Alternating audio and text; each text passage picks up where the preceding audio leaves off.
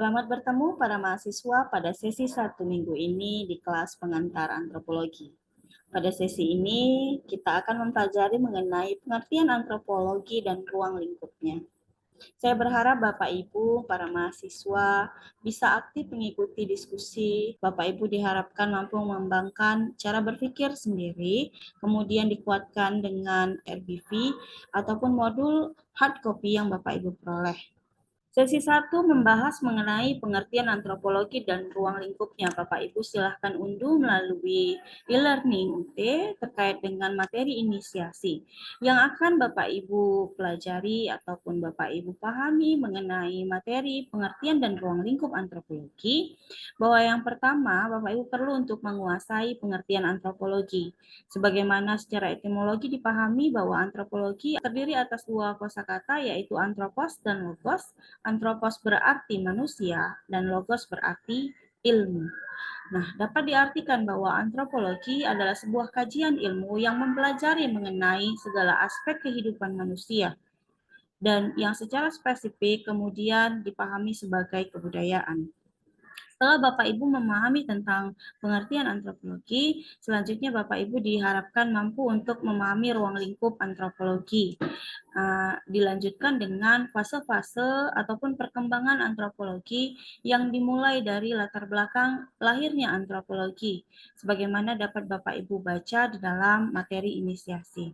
Berikutnya tertera fase-fase perkembangan antropologi dimulai dari fase pertama yakni sebelum abad ke-18 yang mana pada fase tersebut menjadi cikal bakal lahirnya karangan-karangan etnografi yang dilakukan ataupun dituliskan oleh para penjelajah, pedagang, misionaris yang itu kemudian melanjutkan perkembangan antropologi pada fase kedua yaitu sekitar pertengahan abad ke-19 ditandai dengan keberhasilan para ilmuwan dalam menyusun karya-karya etnografi yang kemudian bahannya itu dikumpulkan dari berbagai karangan-karangan yang dihasilkan oleh para penulis di fase yang pertama.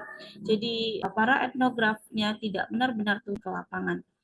Fase ketiga yaitu awal abad ke-20, di mana antropologi telah berkembang bukan saja sebagai ilmu, tetapi juga sebagai strategi bagi para penjajah untuk melakukan siasat penjajahannya. Pada fase keempat, antropologi berkembang signifikan menjadi sebuah metode ilmiah yang dapat dikaji secara sistematis, yang kemudian pada fase kelima sesudah tahun 1970-an ditandai dengan masih fokusnya antropologi ini ke ranah akademis dengan bisa eksisnya antropologi di berbagai perguruan tinggi dan berbagai tujuan praktis melalui riset-riset yang dilakukan para antropolog.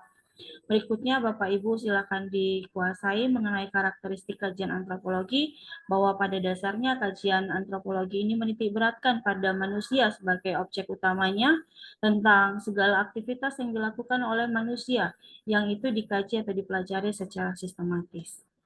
Lanjut lagi pada bagian keempat yaitu cabang-cabang antropologi yang secara garis besar cabang antropologi dibagi atas dua bagian yaitu antropologi biologi ataupun antropologi fisik dan yang kemudian antropologi budaya.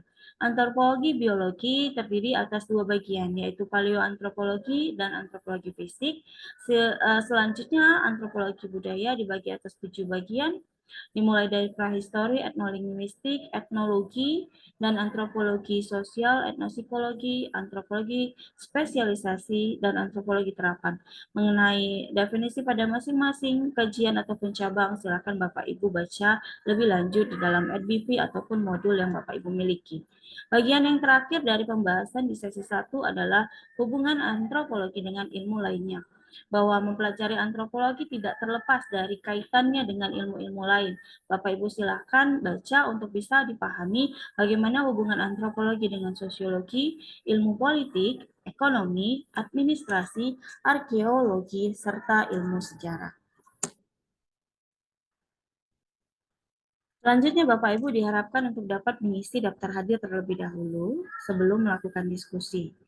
Dan setelah melakukan diskusi, harap Bapak Ibu juga bisa aktif merespon ataupun menanggapi jawaban-jawaban diskusi baik dari saya maupun dari para mahasiswa yang lain agar terbentuknya komunikasi yang aktif di dalam kelas pengantar antropologi ini.